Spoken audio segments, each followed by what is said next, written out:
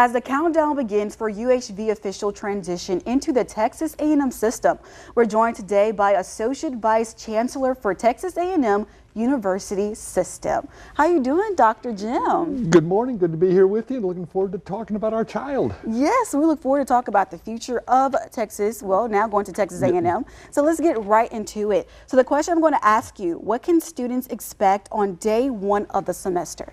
The biggest thing they're going to see is just a name change. You know, we're starting the semester 1 week later than would normally be, just so students are enrolling with Texas A&M Victorian. They don't have that kind of transition that rolls into it. Other than that, and probably wearing a different school t-shirt, they're not going to see much change. The classes will be continuing on. The faculty is going to be the same. Tuition costs will be the same as they were. There's going to be, you know, from the student's perspective, other than the name change and the affiliation, there's really going to be very little difference. You know, one of the big questions that always comes up in that regard, kind of goes back to the athletics we'll talk about in a little bit, is are the school colors changing? No, they're staying the same. Is our mascot changing? No, it's staying the same. And the other question which often comes up, which I think is kind of funny as well, after the transition, after September 1st, can we still wear our UHV t-shirts? Well, yeah. We're not going to outlaw them. They're still theirs. You know, we let folks with Purdue and, you know, University of Illinois t-shirts on campus. So if you got your UHV t-shirt, wear it proud. It's part of our history. It's part of our legacy as we move forward. It's been 50 years that has brought us to this point. Yeah, so basically tradition is still the same. Everything is still the same. Only thing that's changing is just the name. Yes. No, that's good. That's good to hear. And what are the plans for the growth once this transfer happened? Well, I think as everybody's aware, we've seen enrollment declines for the past 4 years. There's been a number of reasons for that. So as we begin to move forward, one of the things we're addressing in earnest is trying to, you know, flatten that enrollment decline. And that's what I hope we can do that this year, working with all of with the communities, just flatten that enrollment decline and then begin to set the stage for enrollment growth coming into future years. That's the big change. I think it's going to be there. A lot of the campus activities and that are going to remain the same. There's a couple of new initiatives that we'd very much like to kick off working with our industry partners, and that's we do need community support, is what we're calling the LOOP program. Learn, observe, operate, progress, and it's being able to get the students employed within local industries so that they're really applying their education. Just think what this means. As a freshman coming in, you're learning certain things. If you can go work for a company in that field or in your field, begin to apply that knowledge, all of a sudden the classroom work becomes relevant, and it's, hey, I want to stay and I want to finish. So we see that as, you know, helping the persistence through to graduation. From the company standpoint, they've got, you know, a good employee that they're developing on graduation day. You know, they know that individual, the individual knows the company, the culture's a match. They've probably got a good employee if they want to stay with it.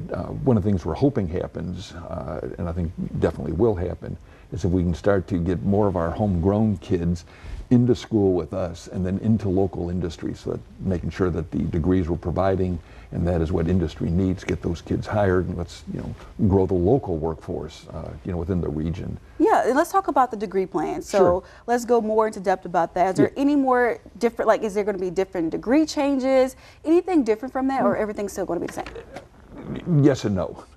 The yes part is everything that is going on right now within Victoria is going to continue on. There's nothing that's being dropped off the offering of the degrees or courses that has not already been planned. There's always a little bit, you know, for low producing programs, those will go away, but that's the only thing that's been planned. That's nothing new as a result of the transition.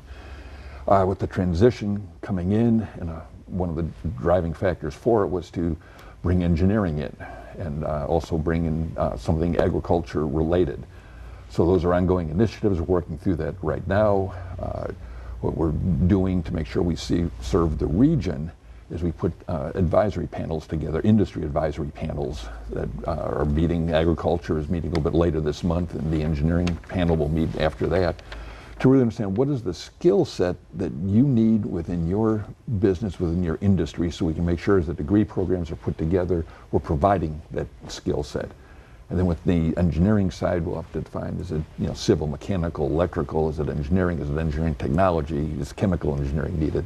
You know, that'll all be looked at. But again, as we build this with our goal to provide a local grown workforce, is what does the regional industry need to begin to hire those kids, so we're providing the proper skill set. And one last question that I do have to ask, Sure. because you know this is a sports community. They love sports, especially football. Now, the question I would like to ask is: there going to be any changes to the sports color, logo, any changes with the sports? All that is, the logo will start to change, but not the Jaguar piece of it, but the the labeling. The UHV will start to disappear. The University of Victoria will disappear, but it'll come back in with A&M Victoria, and the Jaguar will be incorporated into that. The colors are going to stay the same, but that's really the only big change that the athletes are going to see. The current programs are going to continue, always looking for program growth into the future. We're really trying to do now, and a lot of this is just get through the transition, get the stage set, for the new president when he or she arrives, so that they've got some things wrapped up in a bow and can begin to really, set the stage moving forward into the next 5 to 10 years. Well, thank you so much, Dr. Jim, and thank you for spending your time with us and coming down and talk to us about the future of Texas A&M in Victoria. Thanks for having us.